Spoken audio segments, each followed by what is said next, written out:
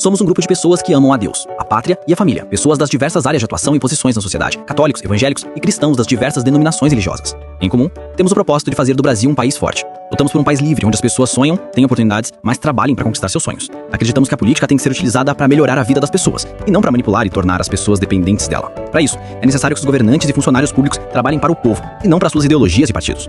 Para você não gastar seu tempo assistindo este vídeo inteiro. Somos um grupo de direita, não radical, e não ligados a partidos ou políticos. Mas um grupo que entende que a transformação que queremos no país começa na nossa casa. Nossa primeira conquista é justamente ensinando a nossos filhos que devemos amar a Deus acima de todas as coisas, amar o nosso próximo, sendo cidadãos conscientes, e amar a nossa pátria. Lutamos para reaparelhar a máquina pública com pessoas capazes de desempenhar a função com excelência, mas que também sirvam como guardiões de nossos princípios e valores. Para isso, buscamos da sociedade pessoas das diversas áreas de atuação, damos a capacitação e, no momento oportuno, as lançamos para ocupar as funções estratégicas para o nosso avanço. Nossa ideologia se resume a Deus, pátria e família. Nós somos o Por Mais Brasil. Conheça e participe através de nossa página www.pormaisbrasil.org. Olá, Brasil! Começa agora mais um Pode Mais, o podcast do Por Mais Brasil. E você que ainda não está nos seguindo, você que ainda não está recebendo nossas chamadas, vai lá, é só clicar no sininho e se inscrever no YouTube, mas também você pode nos seguir no Instagram. No Instagram é pormaisbrasil.br, no Facebook Por Mais Brasil. É muito importante essa sintonia para cada vez mais a gente fazer ali uma grande conexão e aumentar cada vez mais o engajamento para nossa notícia, para que nossa mensagem alcance o maior número de pessoas. Hoje nós temos uma entrevista que vai falar sobre segurança pública, mas a gente primeiro quer contextualizar. Vamos contextualizar o que está acontecendo na semana, até porque uma semana muito movimentada de convenções partidárias em todo o Brasil e muita coisa incerta ainda para acontecer a nível Brasil e também a nível Paraná. Comigo está aqui hoje sempre o Capitão Prestes. Boa tarde, presidente Fabiano. Tudo bem? Como está? Tudo em ordem? Tudo na paz. Família, tudo bem? E deu Espanha, hein? E deu Espanha, né? Todos nós torcendo pela Espanha, acabou dando Espanha. Eu estive jantando na sua casa e eu estava vendo lá você com o teu afilhado, é afilhado que fala, né? Enteado. Você com o seu enteado, um negócio de fazendo 6-7. Aí eu ouvi ele falando alguma coisa de formar aura, alguma coisa assim. Aí eu estava ouvindo, mas eu não sabia do que se tratava, assim, eu fiquei meio que alheio, assim, e às vezes as pessoas fazem umas doideiras do meu lado, assim, que eu prefiro não interferir na vida pessoal, assim, eu fiquei... Mas, rapaz, agora eu tô vendo bastante troço disso daí e estou percebendo o quão absurdo é isso daí, né? O quão... E aí tem campeonato de que fala formal, Farma Áurea, que parece aura. Farma Aura, campeonato de Farma Aura, e a impressão que eu tenho é que a pessoa está possessa, né? Ela está possessa e começa a ter aqueles troços ali. E aí, ontem, eu vi um camarada, foi até interessante, eu esqueci de mandar para ti. Eram dois senhorzinhos, um senhor e uma senhora já de idade lá, que eles fazem negócio para tornar os idosos digitalizados. E aí eles interpretam muitas coisas, né? Aí eu lembrei até de ti. E aí eles estavam explicando o que era Farma Hora. Gente, precisa explicar, porque senão vocês uma hora vão surtar achando que o pessoal tá doido na rua. E não, é um campeonato de Farma Hora. Aí explicando o que significa, de onde tiraram. Rapaz, nós estamos ferrados, bicho. Nós estamos ferrados. O nosso entrevistado de hoje. Já imaginou você encontrar na rua uns piá farmando áurea? Cara, você que é policial, pô, o cara tá drogado. O cara usou alucinógeno. É um troço bizonho.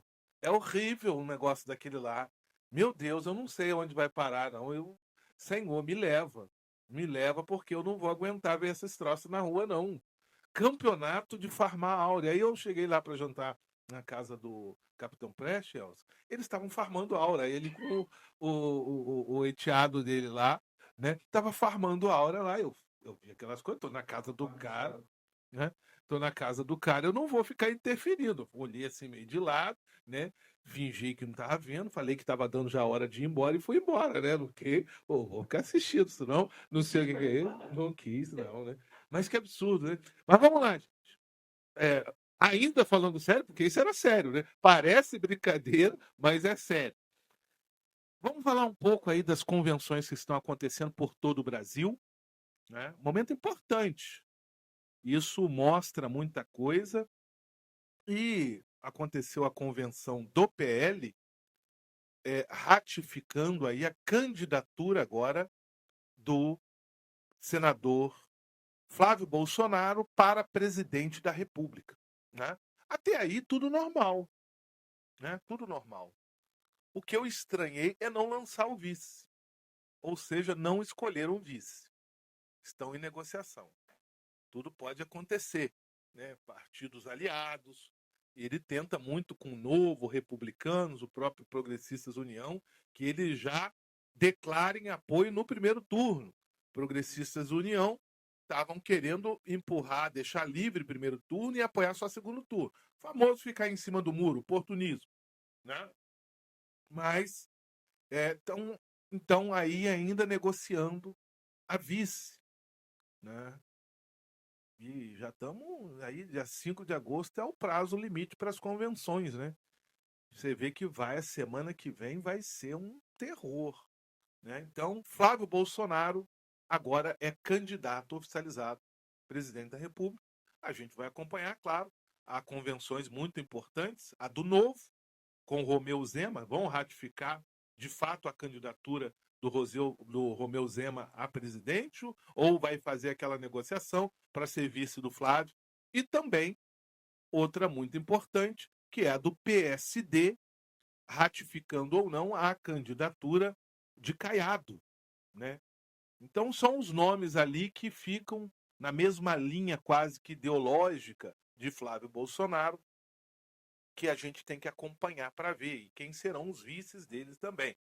Acho que da esquerda já está certo, Lula presidente e o vice continua sendo o... fugiu o nome. Geraldo Alckmin, né? Continua sendo vice. E aqui no Paraná, hoje aconteceu a convenção do PSD. Inclusive, o Caiado estava nessa convenção aqui do PSD. O grande nome da convenção é o Ratinho. E ratificou, né? O Ratinho ratificou a candidatura de Sandro Alex. Eu confesso que eu esperava uma reviravolta ainda, né? Porque vai ter dificuldade aí com o nome de Sandro Alex. Então eu confesso que ainda, ouvindo bastidores e tal, esperava uma reviravolta. Mas a grande dúvida da convenção do PSD foi justamente quem será vice de Sandro Alex. E é tão um ambiente de incerteza porque rumores diziam que Cristina Grêmio seria candidata a vice numa chapa puro sangue, ambos do PSD.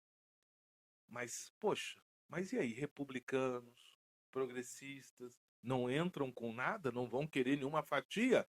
Né? Vão apoiar meramente por apoiar? A gente sabe que não funciona desse jeito. Nós temos uma candidatura ao Senado garantida, que é de Alexandre Cury. Sim, mas e a outra? Então ainda há dúvidas também aqui no Paraná com relação a isso. Logo, essa semana que entra vai ser a semana de muitas decisões.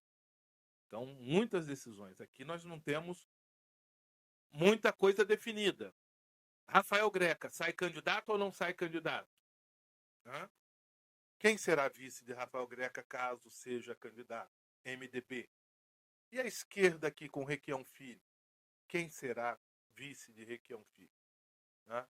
Então, muitas coisas ainda para acontecer e o cenário ainda não muito claro, transparente, definido.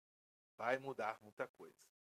Mas eu queria falar um pouco nesse primeiro bloco, já que no segundo teremos uma entrevista, sobre uma situação que hoje, principalmente, ouvi bastante.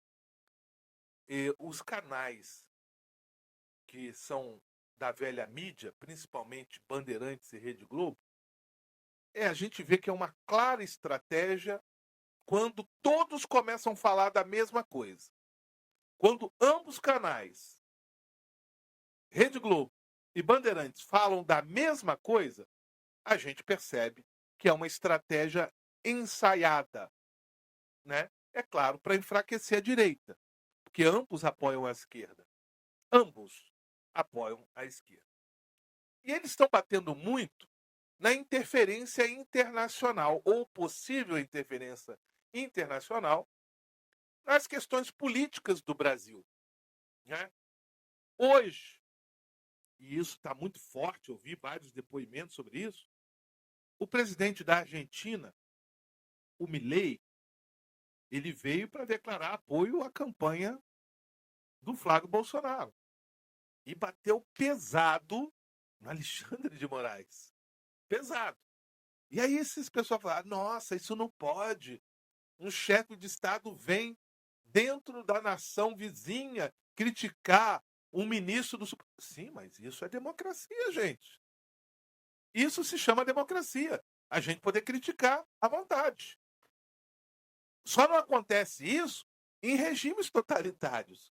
E eu acho engraçado a Rede Globo e a Bandeirantes falar como se fosse uma interferência. Sim, e quando o presidente Lula ou os vários governos do PT descaradamente ficavam interferindo e ajudando nas campanhas de partido socialista em países socialistas, como Cuba, como na Venezuela.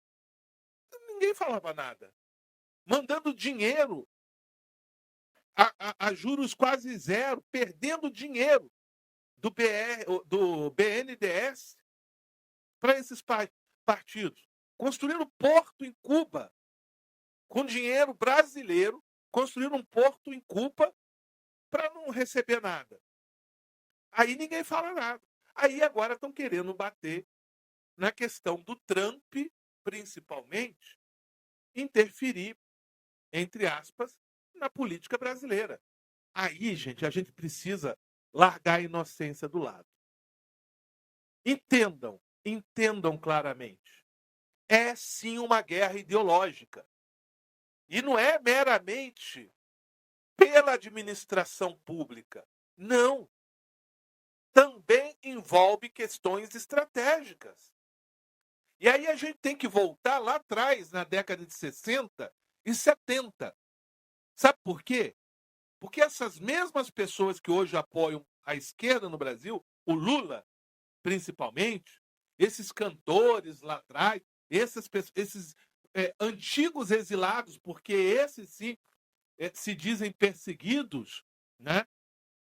E que inclusive recebem ou receberam indenizações do governo brasileiro por conta disso. Aí a gente tem que falar e ser claro. A ditadura brasileira, o militarismo implantado no Brasil, principalmente na década de 70, foi para impedir que o Brasil se tornasse comunista. Essas pessoas, Lula, Dilma, né, esses cantores aí, tudinho da velha guarda, aí alguns, a maioria, principalmente que hoje estão do lado da esquerda, eles lutavam para que o Brasil fosse comunista, se juntasse com a União Soviética. Não era para que o Brasil fosse democracia, e sim um país comunista.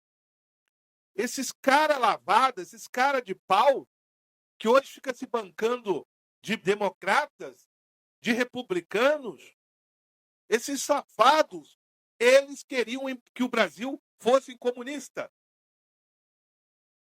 Ah, mas Fabiano, mas o mundo mudou. Mudou?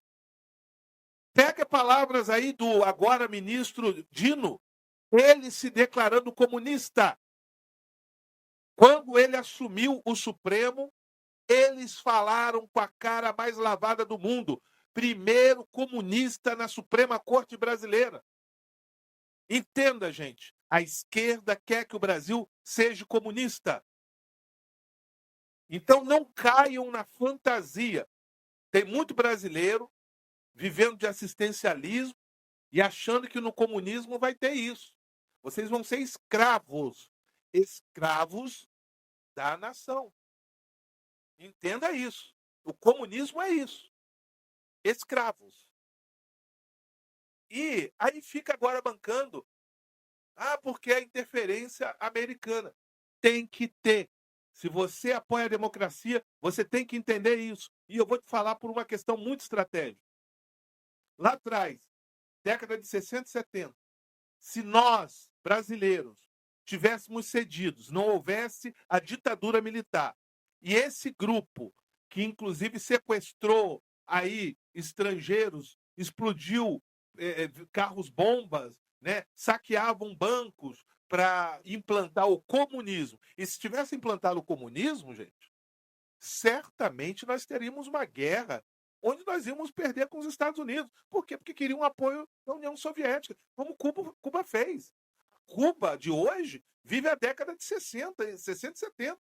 Vai para lá para você ver. A gente ia ficar 20, 30 anos atrasados.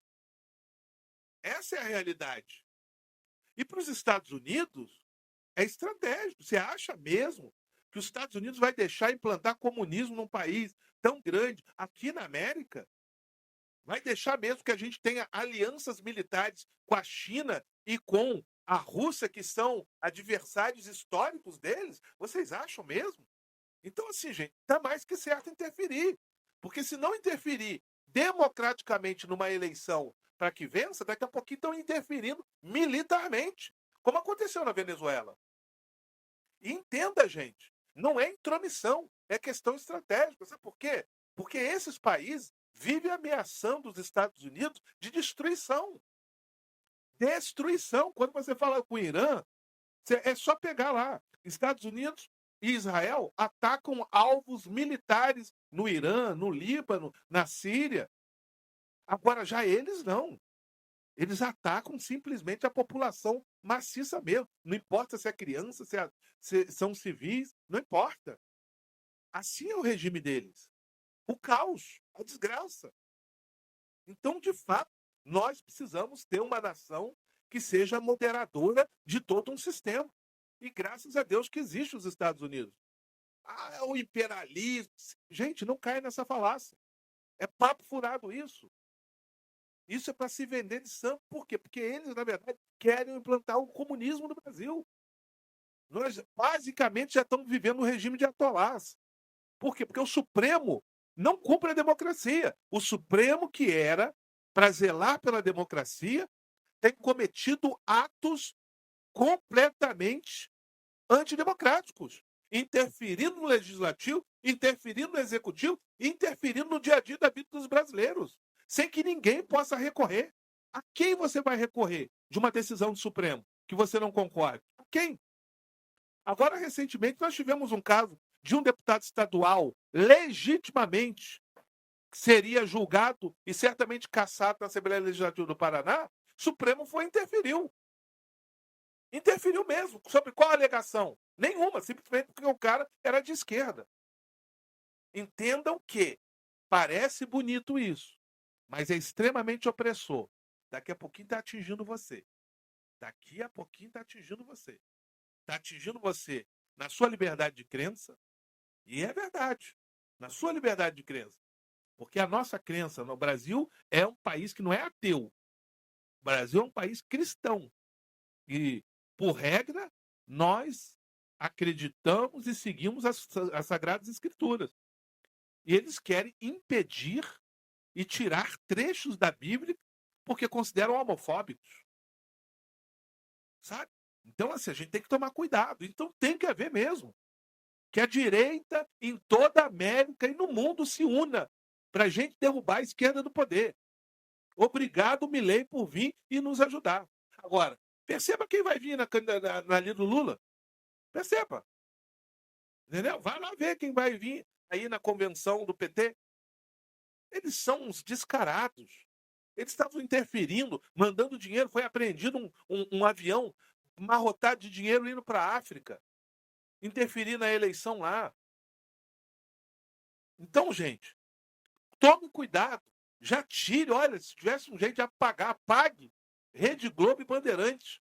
Porque fazem campanha descarada, esse monte de ator e cantores que vivem da Lei Rouanet. Sabe? A gente tem que ser mais inteligente e não ficar caindo na falácia dos outros. Estamos, sim, vivendo um momento crucial. Porque não pense que Estados Unidos, principalmente, vai colocar em risco a integridade dos americanos, com laços estreitos entre Brasil e China, Brasil e Rússia, o Brasil aí se achegando a países comunistas. Estrategicamente, eles não vão deixar. Não vão deixar mesmo. E eu espero que não deixe mesmo. Espero realmente que interfira como mediador aqui e nós possamos derrubar a esquerda do poder. Senão, daqui a pouquinho, nós vamos ter ações mais severas contra o Brasil, seja comercialmente, como já está havendo ali essa questão das taxações, seja comercialmente, mas pode ser um dia militarmente, como fizeram na Venezuela. E fizeram muito bem feito. Muito bem feito mesmo. Eles não vão colocar em risco a integridade dos Estados Unidos, dos cidadãos americanos, por conta de ditadores comunistas desgraçados que usam da riqueza do país para se armar, para montar um império ideológico e o povo morrendo à míngua. Porque é isso que eles fazem. O Irã, por exemplo, é um país rico, mas o povo vive em miséria. Por quê? Porque utilizam das riquezas para se armar e fazer uma pressão armamentícia entre os países vizinhos. E aí tem que haver, sim, países moderadores. Tem que haver mesmo. A esquerda não quer isso. A esquerda não quer que o cidadão de bem se arme, porque eles valorizam o bandido. O bandido, sim, esse é o oprimido da sociedade. E o cidadão de bem que trabalha, que tem ali seu bem furtado, ameaçado, esse sim é o opressor. Esse é o pensamento deles. Ou você tem dúvida disso? É só ver em quem que os bandidos votam. Em quem que bandido, vagabundo, safado, em quem que eles votam. É só ver, gente. E assim, entendo, eu não estou revoltado. Parece que eu estou falando aqui, ô capitão, parece que eu estou revoltado, mas, rapaz, não tem como. É uma mentira, uma deslavada. E eu fico louco em ver canais que deveriam ser isentos, esses sim, simplesmente noticiar, ficar aí, muitas vezes, instigando o povo para uma desgraça. Desgraça. Porque a Rede Globo era para estar quebrada. Vive de anúncios do governo. Vive do anúncio do governo. Chegou o governo Bolsonaro, cortou tudo. Aí eles têm ódio do Bolsonaro. Então, gente, fiquem atentos. Cuidado com a estratégia adversária, porque eles pegam muito desavisados. Bom, no próximo bloco nós vamos ter uma entrevista muito especial. Vamos falar sobre segurança pública no Paraná. Uma pessoa que tem uma vasta experiência, anos e anos de dedicação à segurança pública. Olá, Brasil, estamos de volta no Pode Mais, o podcast do Por Mais Brasil, onde você fica informado do que interessa. A gente aqui não é uma agência de notícias, isso daqui não é um programa jornalístico para ficar trazendo. Aí não, eu pego só o que é interessante, importante, mas principalmente estratégico, num contexto político, para a gente doutrinar a nossa direita, porque a direita, de fato, ela é pouco organizada, pouco unida, e as pessoas querem ajudar, querem fazer algo para derrubar a esquerda e não sabe, não tem uma direção. E o Pode Mais é para isso, para a gente dar a você o conteúdo, aquilo que de fato é relevante, verdadeiro, para que você possa, então, aí trazer a sua militância e agir para a gente mudar essa realidade do Brasil. E hoje eu quero falar com um grande amigo, uma pessoa que tem uma história gigante na segurança pública do estado do Paraná. Nosso convidado chama-se Elcio Piazenta. Olá, Elcio Piazenta. Elcio Piazenta, né? Correto. Ei, meu amigo Fabiano, tudo bem? Capitão Prestes, prazer estar aqui contigo. Pode Mais Brasil novamente. Tá certo. Vamos lá. Conta um pouco da sua história, como começou. Eu sei que você já vem da área militar e depois passou a ser policial civil, mas conta um pouco disso. Então, Fabiano, a minha vida começou aos 18 anos, já tinha o segundo grau completo, e eu queria me alistar, entrar no Exército Brasileiro. A família no início era contra, não, vai estudar, vai fazer uma faculdade e tal. Me alistei. Quando eu cheguei lá, eu já tinha o segundo grau, fui selecionado para fazer um exame, na época chamava de psicotécnico, né? Fiz esse exame, como no colégio, eu sempre estudei em escola pública, e no Colégio Estadual do Paraná, na década de 70, eu fiz o curso de assistente de administração. Então, no meu psicotécnico, era tudo ligado à administração, é uma coisa natural que puxou, e acabei sendo selecionado para fazer um curso de formação de oficiais da reserva segunda classe no Exército Brasileiro. Lá ingressei no ano de 1979, também passei num vestibular de Ciências Econômicas na Universidade Federal do Paraná, acabei não concluindo em função do trabalho que eu fui depois transferido. Em 79 eu fui declarado aspirante oficial. Em 1980 estive no 13 BIB Ponta Grossa como aspirante oficial. Retornei para Curitiba, onde eu me apresentei no Depósito Regional de Subsistência, aquele ali na Silva Jardim 110, hoje um batalhão de suprimento, e ali eu permaneci por 9 anos. Acabei me formando, não concluí Ciências Econômicas na Federal, acabei concluindo Ciências Jurídicas, curso de Direito, na PUC Paraná. E acabei ficando no Exército, me formei, e assim foi minha vida, né? E eu acabei concursando para a Polícia Civil, passei, ingressei na Polícia Civil. Qual ano? Eu ingressei na Polícia Civil no concurso de 1991, e a academia aconteceu no ano de 93. Deu certinho um período do Exército, que eu fiquei lá 9 anos e pouco. Eu tinha um contrato por ser o R2, né? E concursei e deu certo. Eu saí do Exército e vim para a Polícia, na qual hoje estou há 33 anos de serviço na Polícia Civil, ainda na ativa. Hoje, coordenador do Centro de Comunicações da Polícia Civil, licenciado para concorrer ao cargo a deputado estadual. Tá certo. Polícia Civil, o que eu sei e conheço de você, que você é uma das principais pessoas atuantes na Polícia Civil. Eu sei porque com quem eu falo, onde eu ando no estado do Paraná, tem você como referência no trabalho da Polícia Civil. Fale um pouco acerca da segurança pública no estado do Paraná, até porque você diz isso aí, mais de 30 anos já atuando, você já passou por vários governos. Você passou pelo Lerner, você passou por Requião, passou por Álvaro Dias, passou Beto Richa, né? E agora Ratinho. Ratinho. Então já tem uma visão muito clara do que os governos representaram e a melhoria ou não da segurança pública. Fala um pouco sobre isso. Sim, Fabiano, falar sobre segurança pública, um assunto, eu vou tratar do assunto de relações internas da Polícia Civil, Polícia Militar, evoluiu bastante, é um natural, né, evolução do mundo. A Polícia Civil do Estado do Paraná hoje eu considero uma das melhores, ela está muito bem estruturada, ela tem equipamento, ela tem armamento, tem condições de fazer um trabalho de investigação muito bom. E essa referência que você falou no estado todo, ela acontece porque, como eu estou no Centro de Comunicações, hoje a gente tem todas as ocorrências do estado do Paraná passam pelo meu setor. Eu tenho lá mais 12 policiais que trabalham comigo, né? Uma equipe reduzida, mas graças a Deus são bons profissionais, a gente dá conta do recado. E como a gente atende o estado todo, é natural os policiais nos procurarem. E com a questão de ser, eu falo assim, antigão, né? Policial raiz, antigão, que é uma forma de tratamento, eu penso muito no coletivo, você sabe muito bem, me conhece já. Eu não sou individualista, penso no coletivo. Eu sempre estou ajudando os policiais. Eu tenho grupos de WhatsApp, de grupos de trabalho operacionais. Trabalhamos aí com 1.000 e poucos policiais numa parte operacional, que por uma questão de ética eu não vou comentar no que a gente faz, né? Mas muito atuante, um combate ao crime organizado, ao crime corriqueiro, até assaltos à farmácia, a gente se mobiliza ali 24 horas por dia. Nós mantemos também um grupo só de policiais civis da base, tem alguns delegados juntos ali, onde nós damos toda a assistência. O colega precisa oficiar um banco para pedir uma coisa, um setor, aquele grupo resolve tudo. E a gente acaba virando referência porque são 43 anos da minha vida dedicado a essa área.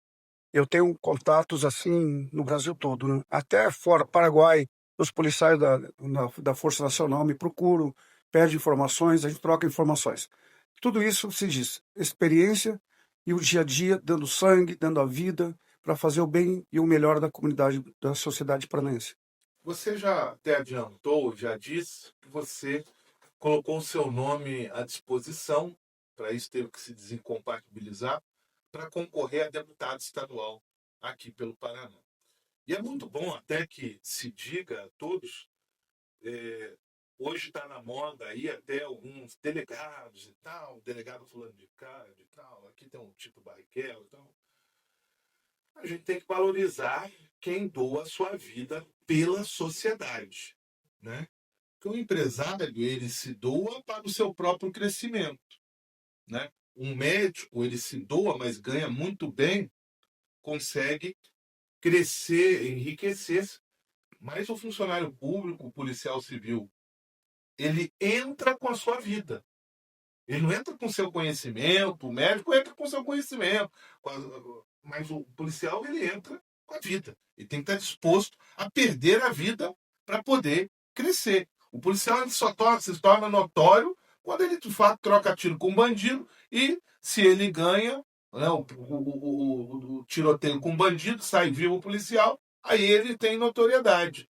Mas agora, vindo uma eleição, as pessoas têm que aprender a valorizar isso.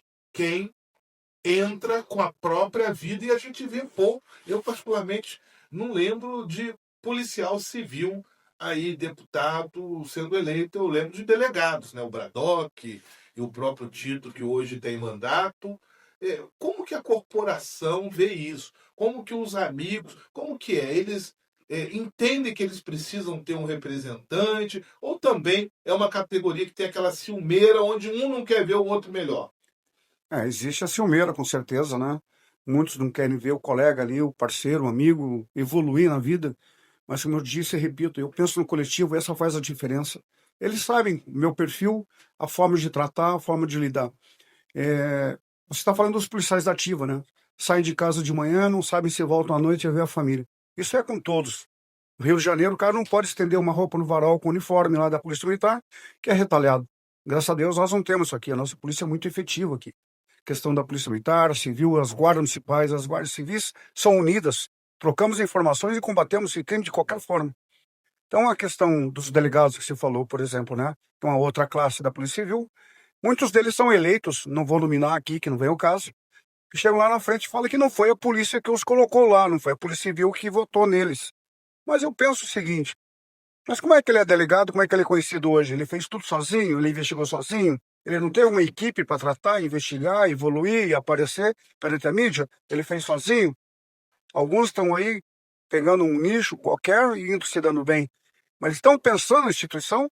Estão pensando na base? Eu não sou representante, eu não tenho carta sindical para representar ninguém. Mas eu trato de assuntos e estou tratando de assuntos, por exemplo, os policiais civis aposentados e os pensionistas da Polícia Civil, na reestruturação que ocorreu na Polícia Civil, o pessoal da ativa acabou se dando bem. Os aposentados e pensionistas, eles foram prejudicados. Nós estamos batalhando, estamos verificando a legislação. Houve uma reunião com o delegado-geral na semana passada, com uma comissão de policiais aposentados. Nós vamos tentar achar uma brecha na legislação para que seja feita a correção disso aí. Tem policial muito mais velho, muito mais antigo que eu, que quando ele aposentou estava no top da carreira. Com a reestruturação, eles desceram, não foram reconhecidos. Policial hoje, eu sou um policial, graças a Deus, me mantive, né, na ativa. Por Deus, eu me mantive, se tivesse aposentado, eu também seria mais um prejudicado. Hoje eu estou no top, no topo da categoria, eu sou nível 11, meu vencimento tá bom, não posso reclamar, nunca foi tão bom, tá bom, mas sempre pode ser melhor, mas tá bom. Mas os meus amigos, colegas do passado, mantém um grupo de aposentados gigante aí, nós estamos tratando esse assunto. Estava lá no top, agora, desceu. O policial está nivelado em nível 5, 6. As mulheres, policiais civis aposentadas, foram as mais prejudicadas. Mas, graças a Deus, o nosso delegado-geral atual sabe disso aí, está ajudando, estamos tentando resolver essa questão. Ficaram no nível 4, 5, 6, ganhando não pagam um plano de saúde, e todo mundo nessa idade precisa uma assistência social, uma assistência médica também, né? Um plano de saúde para se manter, né? São as principais propostas como candidato será, então, aí trabalhar também pela categoria, aqueles que estão ativos e também aqueles já aposentados, pelo que eu estou falando. O meu leque, minha visão é ampla, né? Quando eu sou policial civil, a minha origem, formação militar, eu me dou muito bem com os policiais militares, tenho muitos amigos policiais militares, ajudo muito alguns policiais militares. Das guardas municipais também eu tenho muito acesso. Eu tenho um grupo montado desde 2013, se chama Força e Honra, composto somente por guardas municipais da base, Curitiba, região metropolitana e litoral. Então, vários policiais. Na época eu dei estrutura para eles trabalharem, aprenderam, e eu falei, agora vocês já andam com as próprias pernas, vão tomando conta que eu tenho que ver o outro lado aqui também. Então, eu tenho essa visão geral. Digamos, né, Elcio Piazeta, eleito deputado estadual no Paraná. Eu quero ter no gabinete uma assessoria da Polícia Civil, uma assessoria da Polícia Militar, uma assessoria das guardas. Ou seja, um policial civil escolhido, que seja um cara cabeça, inteligente, que represente a categoria da Polícia Civil, da mesma forma a Polícia Militar, pode ser um soldado, pode ser até um coronel, mas desde que seja um cara que esteja em consonância comigo, pense da mesma forma que eu penso, que possamos ter um representante. Por exemplo, o policial militar, seja ele a graduação, um posto qualquer, ele tem uma questão, um projeto, uma necessidade, uma mudança, ele terá portas abertas, terá um representante da classe dele para trazer a ideia, estará comigo sobre a minha supervisão, e da mesma forma, guardas municipais, e algumas cidades são guardas civis, né? Da mesma forma, um policial municipal, que eu gosto muito de falar isso, a Lei 13.022 de 2013 fala que as guardas municipais serão tratadas com a nomenclatura Polícia Municipal. Então, uma briga na justiça, mas eu espero que dê certo. Teríamos aí Polícia Municipal, Polícia Estadual e a Polícia Federal. Teremos aí também um representante ali, né, um assessor, tratar de assuntos das guardas municipais. Então, qualquer cidade do estado do Paraná tem uma dificuldade, precisa uma coisa ou outra, vai ter um assessor com porta aberta e dessa forma poder ter atenção. A ideia é essa. Mas não somente a segurança pública, né?